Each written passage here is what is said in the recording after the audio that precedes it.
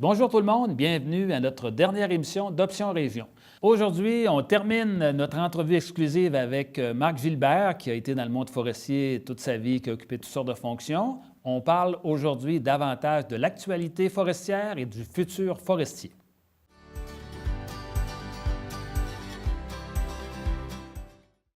Marc, il y a beaucoup de gens, surtout des gens de la ville, qui disent qu'il ne faudrait surtout pas que la forêt soit dirigée par des gens en région, que ce serait l'enfer. Bon, jusqu'à maintenant, ça a toujours été dirigé à Québec ou à Montréal, la plupart de la gestion de nos ressources naturelles. Est-ce que tu peux nous donner des exemples de ce qui s'est fait décider par du monde de Québec qui était supposé d'être meilleur que nous autres, là? C'est une bataille continuelle, un éternel recommencement. Essayer de faire comprendre aux gens de Québec les réalités qu'on vivait. Puis à chaque fois qu'on réussissait, puis qu'on gagnait, ils changeaient de programme 2-3 ans après, ils changeaient de ministre, ils changeaient d'orientation, puis c'était toujours à recommencer. On a perdu du temps là-dedans, M. Potier, c'est incroyable, c'est incroyable. Les gens de Québec, ils ne comprennent pas notre réalité. Je vais vous donner quelques exemples, juste pour... Je me rappelle une consultation qui avait lieu à Bécomo avec des gens qui venaient nous voir pour savoir s'ils devaient maintenir le programme d'aide aux régions ressources là, pour la deuxième transformation. J'ai essayé de leur expliquer c'était quoi la problématique des distances sur la Côte-Nord. Ils ne comprenaient pas. À un moment donné, j'ai trouvé de leur mettre les choses bien claires. J'ai dit, regardez, nous autres, là, on est à Sacré-Cœur. Savez-vous ça qu'aller faire une réunion dans notre région, à cette île, c'est plus loin qu'à Montréal? Ils ne croyaient pas. Ils ne croyaient même pas. Hey, c'est plus loin qu'à Montréal. Partir de Sacré-Cœur, aller à cette île.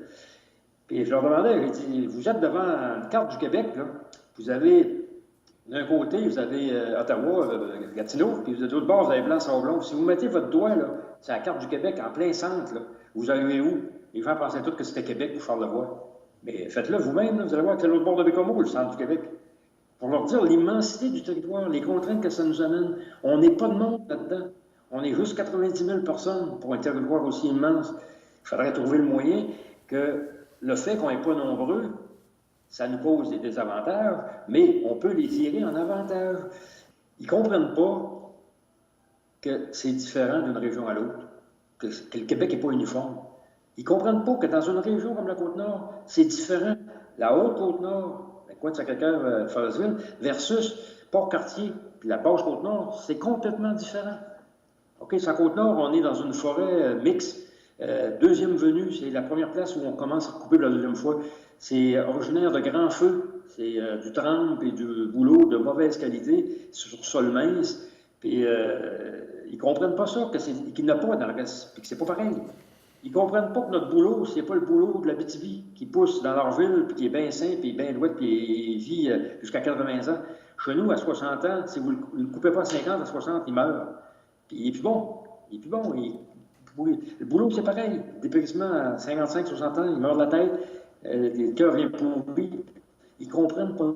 Puis là, ils nous arrivent avec des règlements qui viennent détruire notre travail, augmenter nos coûts, puis détruire la possibilité forestière. Je vais vous donner un exemple. Dans la Haute-Côte-Nord, ça fait 30 ans que Boisseco exploite. On a fait la preuve au ministère qu'il y a 50 du territoire qu'on ne peut pas exploiter. Pour toutes sortes de raisons. C'est l'historique de 30 ans. Quand on passe là, ben, il y a trop une grosse rivière à traverser, puis il n'y a quasiment pas de bois l'autre bord, c'est pas économique. Il y a trop de pentes à brûler, il y a trop de cassets de pierre, il y a des peuplements résiduels de la tordeuse qui sont sous-stockés, qui ne sont pas économiques à aller chercher. Il y a des rivières à saumon, il y a des multitudes de lacs et de ruisseaux, qu'il ne faut protéger des bandes. Ils nous ont fait laisser un paquet de séparateurs de coupe, d'herbes orniales, en tout cas, mettez-en. Il y a 50 qu'on ne coupe pas. Bien, ces génies-là, à Québec, ils ont décidé que pour protéger la biodiversité, il fallait laisser 4 de forêt de vieillissement. Okay? Parce que pour protéger la biodiversité, il y a des bébites qui vivent dans ces arbres-là qui meurent, il y a des oiseaux qui en ont besoin, il y a ci, il y a ça. Ils nous l'ont imposé. Dans les 50 qui nous restait à couper, il fallait laisser 4 comme si ces bébites-là ne pouvaient pas vivre dans les 50 qu'on avait laissé de bout. Okay? Même traitement que les secteurs où tout est exploitable. Mais nous autres, c'est pas exploitable. Okay? Pas capable d'avoir de nuances. La coupe en mosaïque, ils nous la mettaient à un certain pourcentage, il fallait faire, il fallait la mettre partout. Quand on commençait à mettre de la nord, on s'est aperçu que c'était pas bon pour le caribou, parce que ça ouvrait trop vite le territoire. Fait que là, ils nous ont forcé à tout mettre ça dans ce bois, forêt mixte dans le sud. 25 de coupe en mosaïque qu'on fait pendant 10 ans de temps. On leur disait, on a déjà 50 qu'on laisse. Là, il faut aller chercher l'autre 50. Non, juste la moitié, parce qu'il faut faire des coupes en mosaïque. Fait qu'il fallait aller chercher 25 du bois seulement. Faire tous les chemins dans des territoires comme on a, de montagnes comme on a, qui coûtent une fortune. Et l'autre 50, vous reviendrez plus tard, mais il va tout être mort, le bois. Il va tout être fini. OK? Vous venez de détruire 50 de la possibilité forestière là, en faisant ça. Jamais eu moyen de les faire changer d'idée. Là, ils viennent de le faire parce que là, il y a une nouvelle approche écosystémique qui a été mise en place. Puis on va découvrir d'autres affaires encore. Tu sais, 10 ans à leur faire comprendre ça qu'on n'a pas réussi. Est-ce que tu penses que dans le fond, c'est parce qu'ils travaillent trop à partir de cartes puis pas assez à partir du vrai terrain? C'est plus simple, une norme. Puis c'est ils contrôlent plus que de faire confiance aux gens des régions qui pourraient. Et avant ça, on avait les créer. On avait commencé un bon travail de ce côté-là, à essayer de se faire une vision régionale de l'application des normes, essayer de défendre les dossiers, puis d'avoir une norme différente sur la Côte-Nord, entre la Haute-Côte-Nord, puis la Centre, puis la Basse-Côte. Puis ça aurait été logique, puis on est en train de développer ça, mais là, ils ont tout détruit ça. Fait que moi, je me dis, ils comprennent pas. Ils comprennent vraiment pas parce qu'ils ont étudié ça dans les livres, ils vont pas assez sur le terrain, ils sont pas assez proches de la forêt, ils vivent pas avec les contraintes opérationnelles que ça cause, les coûts que ça cause, puis la perte des entreprises, les pertes que ça cause au développement économique local, ils le voient pas. En matière de foresterie sur la Côte-Nord, c'est quoi la situation actuellement? Est-ce que ça s'est détérioré ou ça s'améliore? Qu'est-ce qu'on pourrait faire comme portrait actuel de la Côte-Nord? Bien, la Côte-Nord, c'est un désastre. Regardez, il y a 10 ans, avant que tout le monde, la vague parte là, du côté de la protection de la forêt, puis les mesures de prévention, puis la biodiversité, puis l'approche écosystémique, puis les principes de précaution. Quand on a le doute, on ne prend pas de chance, on met des contraintes, ils ont revisé la limite nordique, ils ont mis de la protection du plan du caribou. En tout cas, ils en ont mis. Pourtant, s'il y a une région qui n'a pas été exploitée au Québec, c'est bien la Côte-Nord. C'est à peine commencé. Il y a juste notre secteur qui s'est développé depuis une centaine d'années. Mais le reste, c'est tout récent. Il y a plus qu'à moitié de la forêt de la Côte-Nord qui a vraiment été coupée. Là. Puis malgré ça, avec toutes ces affaires-là, depuis 10 ans, on a eu 40 de baisse de possibilités. 40 Hey, venez vous promener en avion, vous allez avoir du bois partout. La forêt repousse partout. Puis on a réussi, avec tous ces calculs-là, faits par ces gens-là, à nous couper ça de 40 Fait que de 10 entreprises de siège qu'on avait, il en reste 4. Bersaco à Bergeron est en difficulté à trouver du bois. Avant ça, on réussit à marcher 2 chiffres. Là, on n'est plus bien qu'un chiffre. Puis on a toute la Côte-Nord qu'on a approvisionné. On n'en trouve pas. Bersaco marche actuellement parce qu'il va chercher du bois au lac Saint-Jean. Ça n'a pas de sens. Puis il y en a partout sur la Côte-Nord. Mais il est rendu protégé ou non économiquement exploitable par les contraintes qu'on nous impose des fois pour aller. Fait que moi, je dis, puis ça a pris encore là des menaces, une crise incroyable, des menaces de fermeture de la papeterie de Bécomo, puis toutes les scieries. Ça a pris tout ça pour faire venir 2 ministres en région qu'on a mis dans l'hélicoptère, on était là, leur montrer ça, la tordeuse, puis tout ce qui s'en venait. On a mieux laissé manger le bois par la tordeuse que le ramasser, économiquement. Puis là, ça a bougé. Et ça leur a permis de débloquer certaines choses qui sont devenues maintenant la politique provinciale. Nouveau programme de chemin est revenu. Ils sont revenus avec le programme de chemin qu'ils avaient aboli là, pour les chemins multiressources. Il y a eu le bureau de mise en marché a fait des progrès. En tout cas, c'est plus efficace. Ils mettent plus de bois en marché. Là, mais on est sorti de là à marcher terriblement. Parmi les fonctions que tu as occupées, celle de président, directeur général de l'Association des producteurs de copeaux du Québec. Bon, qu'est-ce que c'est d'abord les producteurs de copeaux? Puis pourquoi est-ce qu'il y a une association plus spécifique à cette organisation-là, aux copeaux de manière plus spécifique? Là? C'est une association des scieries indépendantes. Ça veut dire non intégrée au bois et papier. OK? Puis dans l'histoire du Québec, ça a évolué par cycle. Il y a un bout de temps, c'était majoritairement des indépendants qui siègent. À un moment donné, ils se sont fait acheter par les papetiers. À un moment donné, les papetiers, ils ont vendu. Il y a eu des cycles. Okay? Là, on est dans un cycle où les papetiers vendent leurs scieries. Actuellement, il ne reste plus un que Résolu, qui a des scieries intégrées, et 2 à Tembec, dans l'Abitibi. Il n'y a plus personne d'autre qui en a. Ils ont tous vendus. Okay? Ils ont décidé de se concentrer sur leur main business, puis essayer de sauver leurs usines, puis de se fier sur les indépendants comme étant des fournisseurs fiables, puis qui étaient capables de faire ça aussi bien que les autres, peut-être même mieux. Fait que on représente ces gens-là, l'association représente ces gens-là et fait la promotion de nouveaux débouchés pour remplacer toutes les usines qui ont fermé là, dans les ports à pied. Nouveaux débouchés pour les copeaux. On essaie de trouver des débouchés pour les sciures et planures quand il y a des surplus, les écorces. Puis maintenant aussi pour toute la biomasse qui reste en forêt. Fait que c'est tous les sous-produits des scieries indépendantes dont on fait la promotion. Puis on essaye soit de faire la promotion ou soit dans le cas des copeaux. On a fait encore une affaire qui a été développée sur la Côte-Nord, qui s'est rendue au Québec. C'est l'approche là, bon bois, bonne usine, bon usage. Ça, là, c'est enfin, nos fonctionnaires ont compris que c'était pas créer de la richesse, que de forcer les compagnies à ramasser du bois qui n'avait pas de valeur, à le mettre dans leur production, puis à le vendre à perte, ou même à détruire la qualité de la fibre qu'on avait. Ils nous forçaient à ramasser du bois mort, du bois pourri, qu'on envoyait dans les copeaux, puis avec la meilleure fibre du Québec, on était rendu qu'on avait les pires copeaux au monde, puis qu'on faisait plus le meilleur papier au monde. Fait que là, ils ont compris ça, puis là, maintenant, on peut laisser le bois qui n'a pas de valeur économique sur le parterre des coupes. Okay? Ce qui fait que de la biomasse, là, aujourd'hui, il y en a beaucoup plus qu'avant. Quand on scie des billes, là, il y a une grosse partie du bois qui ne peut pas faire des plans venus du madrier. Il reste pas mal de stock, comme on dit. Je pense que c'est plus que 50 à moins que je me trompe.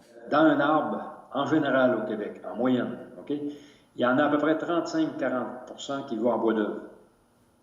Il y en a à peu près 50 qui vont en copeaux, puis 10-15 qui vont en sciure et planure.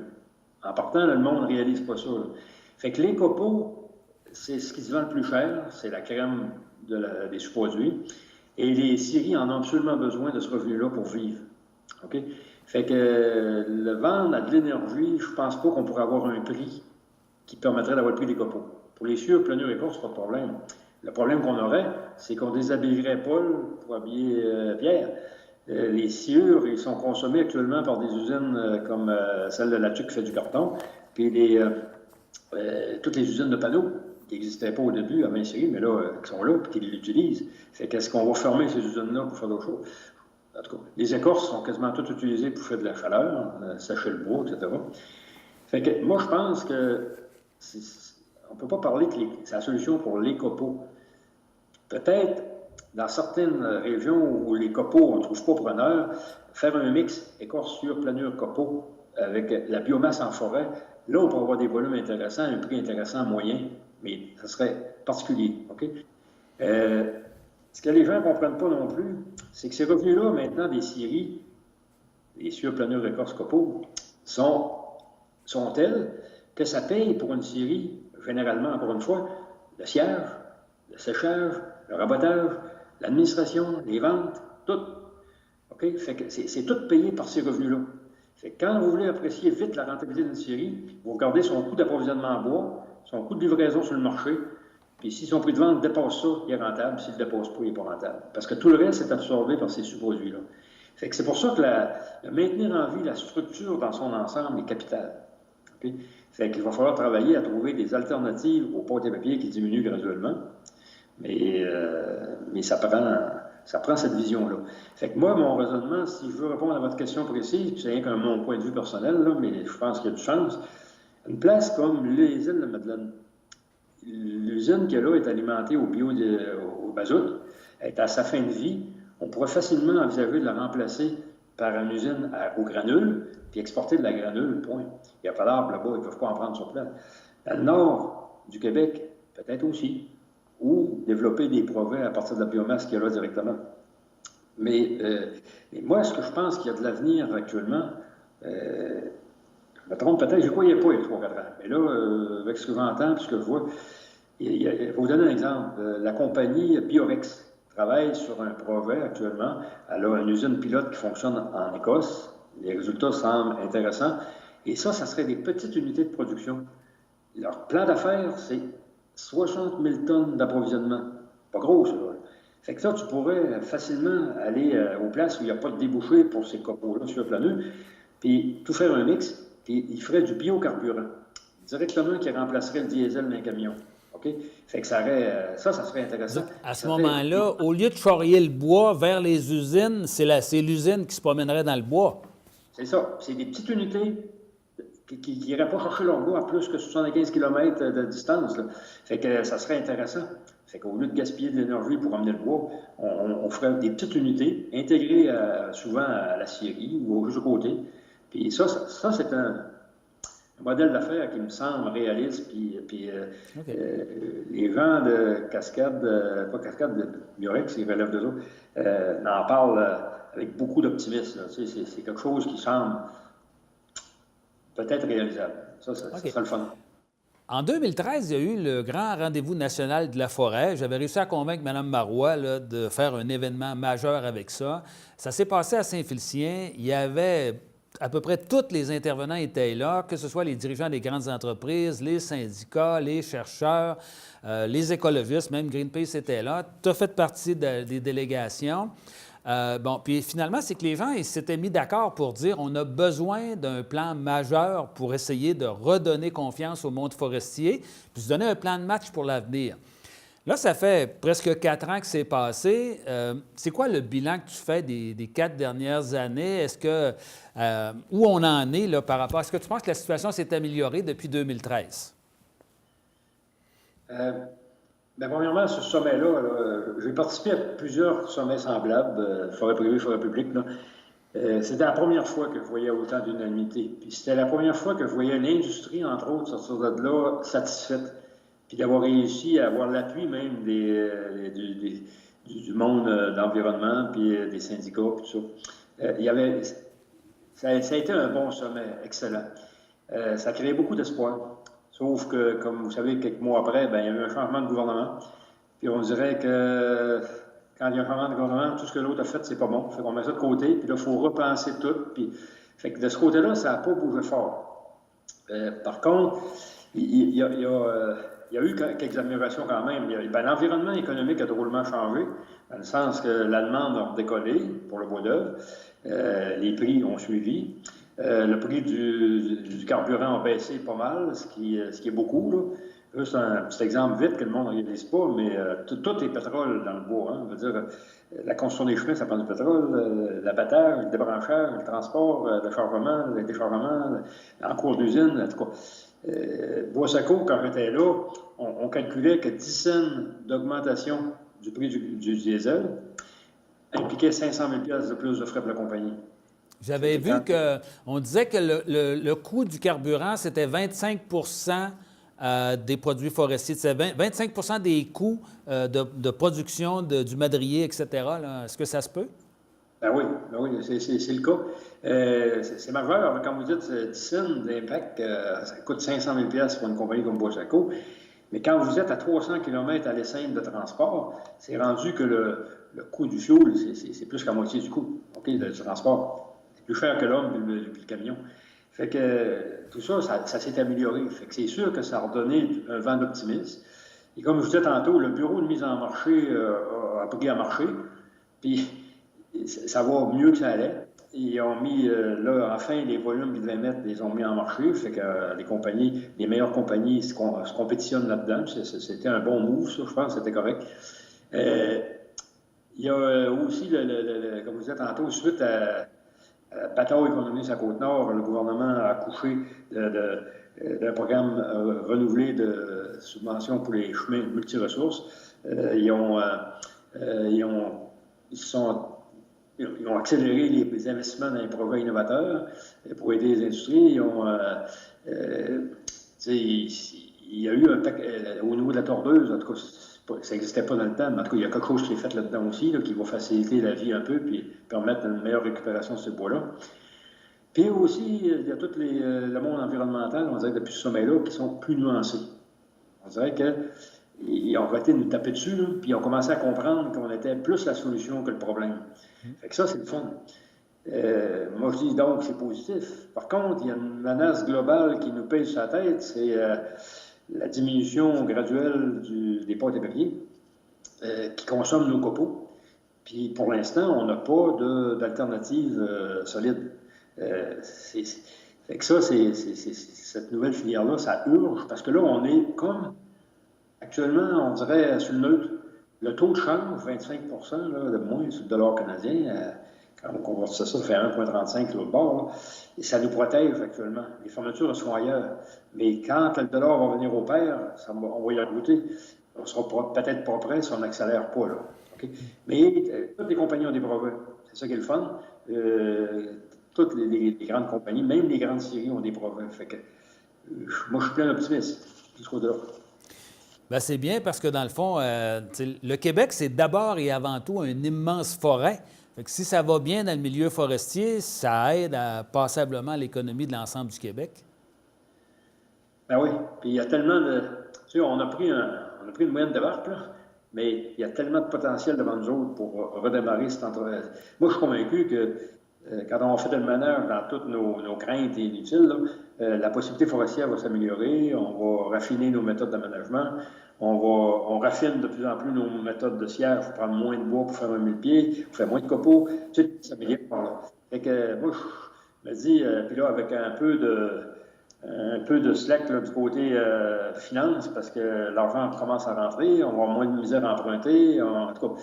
Je pense on a peut-être une belle période devant nous autres. Il y a la menace toujours des droits compensateurs américains qui nous prend au bout du nez dans quelques jours. Là. Mais malgré ça, je pense qu'on va trouver le moyen de faire de quoi. Puis, si tu avais une baguette magique ou si tu avais la possibilité de changer quelque chose, tu avais une solution qui pouvait vraiment améliorer la situation du monde forestier, ce serait quoi la solution, la première priorité? Bien, c'est sûr que si on regarde ça en termes économiques seulement, ben c'est de trouver la filière de développement qui va remplacer graduellement les portes techniques. Mais oublions ça, là, parce que c'est pas dans mes capacités à moi. Mais moi, s'il y avait de quoi changer, c'est que c'est clair, avec mon vécu, avec toutes les difficultés que ça m'a occasionné pendant toute ma carrière en région, ça serait de faire enfin, de créer une structure qui permet aux régions d'avoir leurs propres normes d'intervention en forêt, adaptées aux particularités régionales, adaptées au peuplement, adaptées aux entreprises qu'il y a là, puis aux produits qu'on fait. Tant qu'on n'aura pas ça, là, on va perdre un temps énorme, on va gaspiller nos énergies à se battre pour réussir à leur faire comprendre, puis c'est toujours à reprendre. Fait que moi, je comprends pas qu'il y ait autant de crainte à décentraliser ça. Les gens vivent en région. C'est leur gagne-pain. C'est la survie de leur village, de leur entreprise. Pourquoi ils en détruiraient? Au contraire, faisons-leur confiance, puis on va faire mieux que ce qui se fait actuellement, je suis certain. Puis ça augmenterait beaucoup notre sentiment d'appartenance aussi.